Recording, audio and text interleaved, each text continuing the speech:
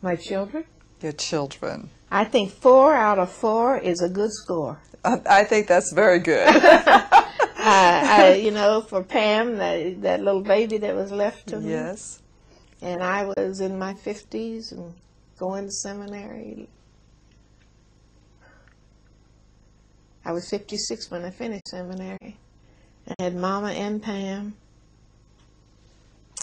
And to be able to see a child molded, I didn't do much molding because she's a very brilliant child, but very able and very loving and very caring. And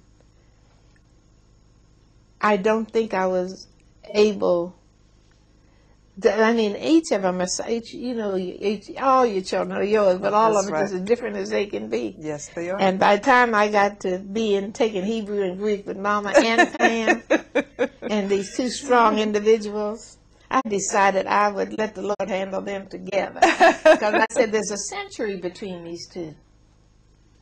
But at any rate, I think that the fact that Angela has chosen to be an executive with the Board of Higher Ed. She's in charge of scholarships and loans for the whole denomination. I had absolutely nothing to do with it. And Gloucester Jr. chose the corporate world, and he's been there, but all of them are in the church. One year, Angela was chair of the building committee of her church. Gloucester was on the building committee. In Nashville, he's on the building committee of his church. They were in Wheaton, Illinois then. They were in Naperville, but the church was in Wheaton. And was it John David? No, Pam was on the building committee here. And all of them were calling saying, why did we say yes? I said, you're on your own. Yeah. But to see, and now to be blessed with a 3-year-old grandson. I just put his toy box because I always keep it under the table in here because he plays right here. And to see him with a mother and father who care so much.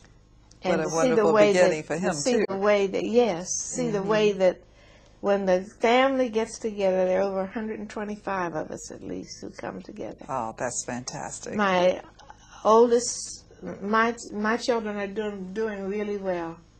And my oldest sister's son, do you know T.J. Anderson, the composer? No, I don't. Thomas Anderson, the composer. He was at Tufts.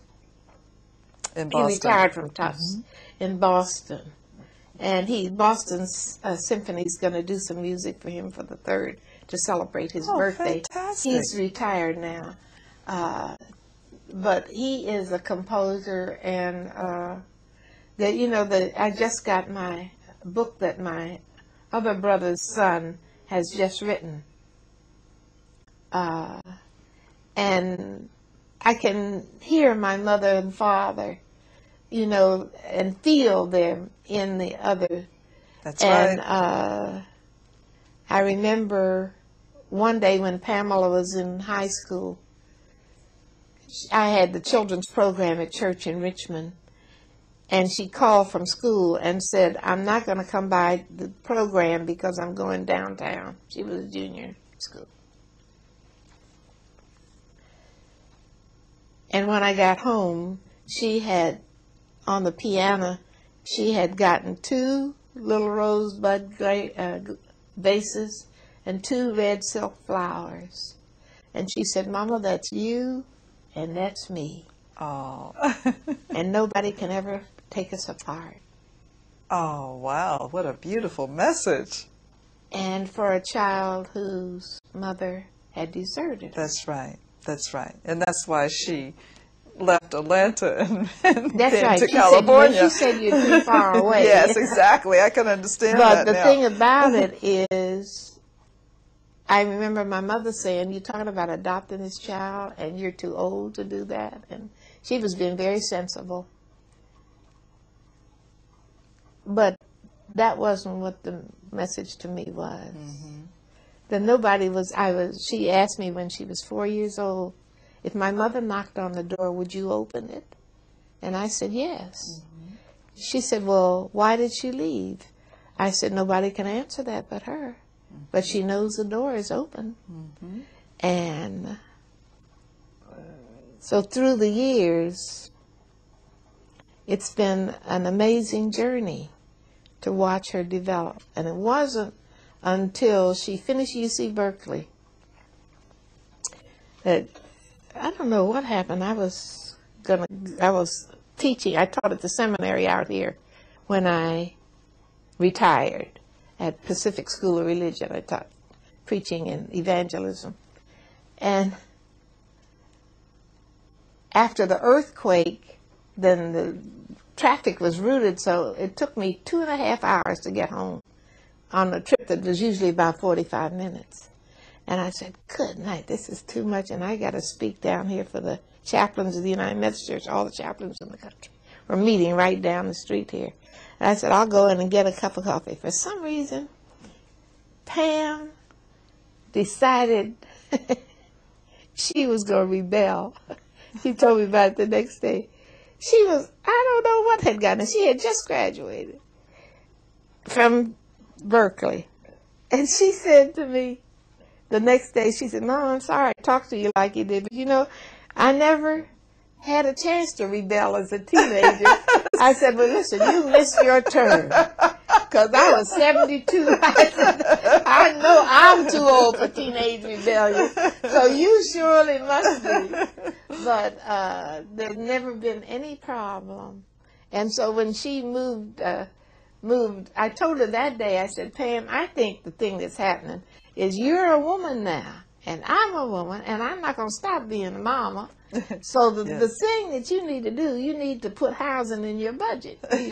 She was working, making as much as some people have to feed 4 children on. Yes. Because she's worked in Silicon Valley first. She sent herself, when she finished Berkeley, she sent herself to computer school, and her bosses say she's a genius at it.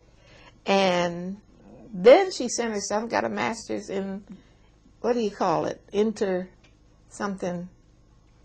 I don't know. Informational systems. Oh. And then she decided to go to law school and worked and sent herself to law school. 4 years she had to do it. She couldn't do it in 3 years because they won't let them if they're taking more than 3 years. Mm-hmm. They won't let them, if they're working, they can't do it in 3 years. And did so well. But it's just amazing. When she said, Mama, are you trying to put me out? I said, that was when she was living with me here after I retired. I said, no, but I'm not going to be able to be traveling 2.5 hours to get to work over at Berkeley. So in February, that was April, in February, I am going to retire again from the seminary. And I will need your room for my den. I said, you understood that when I bought the house. And she said, well, I didn't know I was going to be going to school all this much. But at any rate, she said, okay. I said, you got from April to February. So she and her friend, one of her best friends, decided she was the baby in her family too. And her mother said, she's not going to go anywhere. But anyhow, they did find it 5 minutes from here.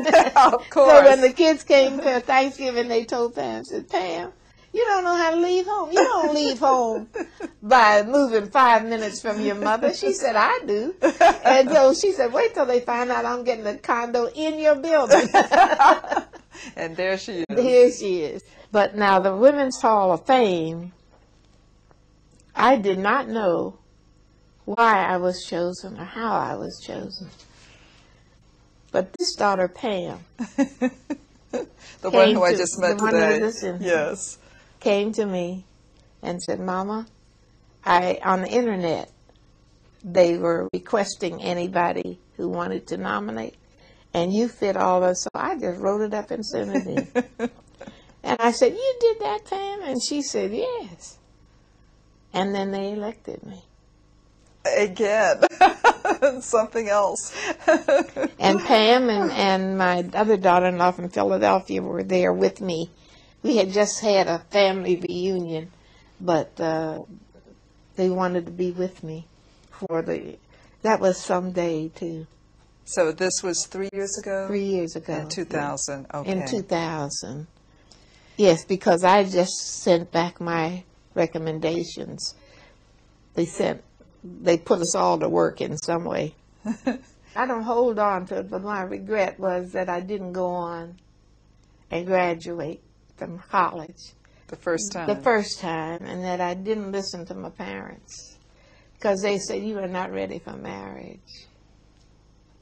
And my deepest regret is any time there is divorce in a family, there's no way for it not to affect the children. Okay. And I think we did it as well as we could. But that was the regret. However, I do not regret my second marriage.